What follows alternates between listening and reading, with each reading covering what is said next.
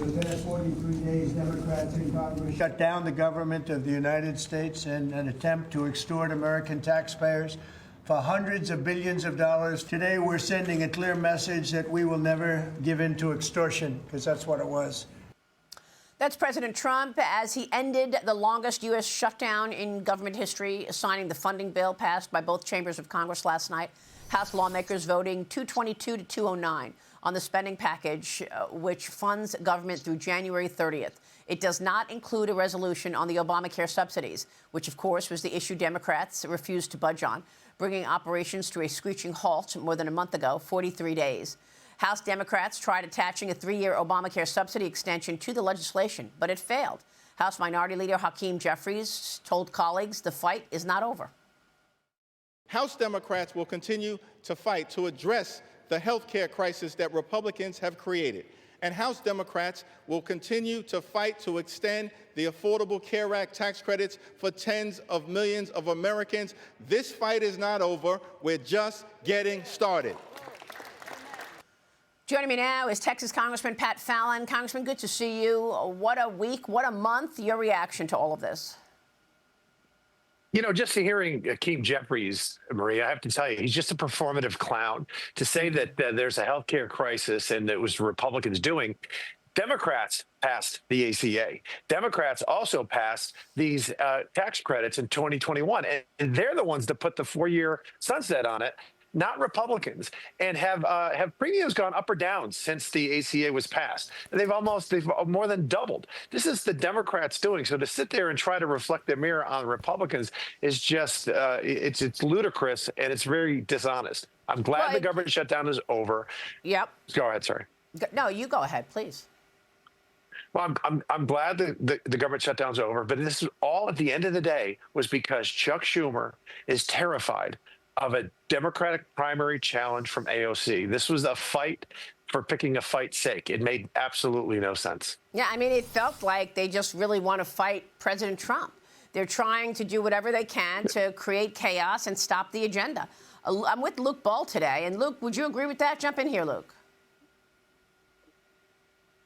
Texas is uniquely positioned to start leading on the affordability issue and on the economy as people leave New York when Mondami comes in. I think we're going to see an influx of folks heading down to Texas and the Texas Stock Exchange. There's no income tax down there. So what is your midterm messaging, something that Texans can present to the rest of the nation that Republicans need to follow? You know, Luke, I'd like to have a hat that says "Make America Texas." I mean, people vote with their feet. That's why Florida, Tennessee, and Texas are growing, and that's why California, Illinois, New York, New Jersey, and states like that are bleeding jobs and opportunity.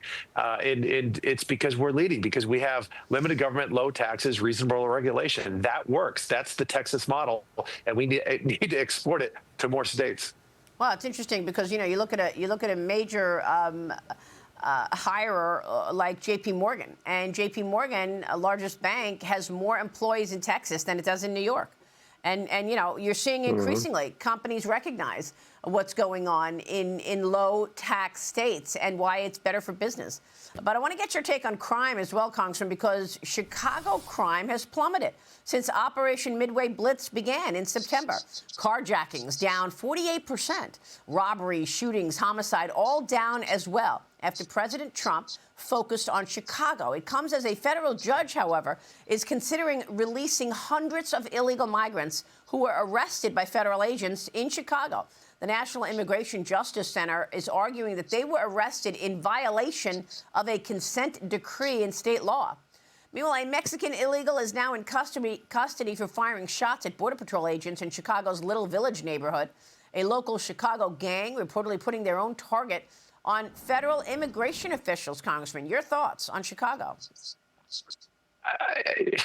President Trump said that he wanted to make, you know, Chicago safe again, and he's certainly working toward that goal. As your graphic just showed, murders down 16%, shootings down 35%, robberies 41%, and carjackings 48%. This is working. To sit there and have the mayor of Chicago and the governor of Illinois fighting the president, they should be joining him hand in hand. This doesn't cost the Chicago taxpayers any new taxes.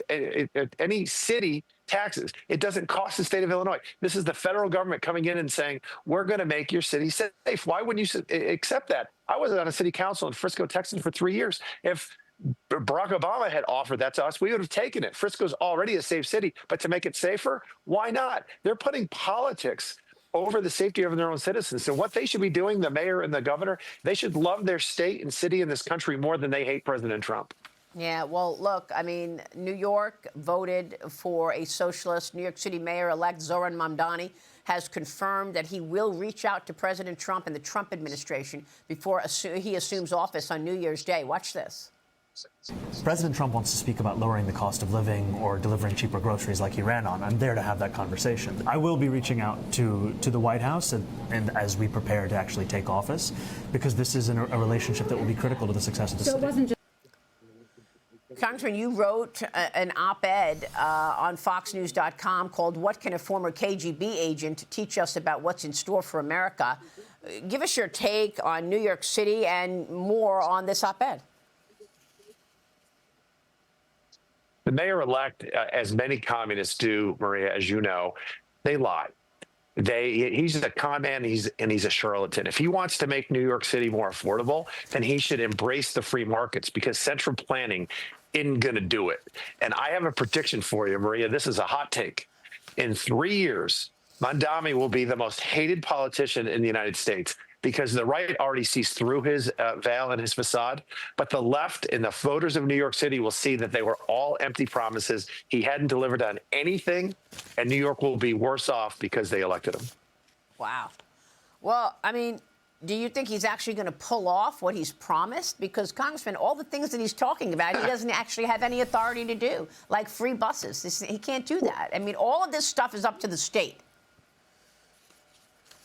I think he's going to, he might as well have said, I'm going to ride my unicorn, into downtown Manhattan. And we're going to have mermaids in the Hudson River, and it'll all be paid for by my good friend, the leprechaun, because it's all a fantasy. And unfortunately, the reality is going to come crashing down, and things are going to get worse, because when you try central planning and you try to, quote unquote, tax the rich and play this class warfare game, what's going to happen? Things will get worse. It's not going to be more affordable. New York City will become less affordable. Well, look, we already heard from Kathy Hochul, who was asked about it, and she said, well, I can't take the revenue of buses out of the budget because it's going to mean too much of a loss of income, but we'll try to do whatever we can to make things more affordable. So she's already put the kibosh on the free buses from Albany. Anyway, yeah, go ahead. Final word. I was going to say, it's like Charlie Brown's teacher. Wah, wah, wah, wah, wah, wah, wah, wah. That's all it is. Nothing's going to materialize. Congressman, thank you so much. Good to see you. Happy Veterans Day to you. Thank you for your service. Pat Fallon joining us this morning. Thanks, Maria. God bless.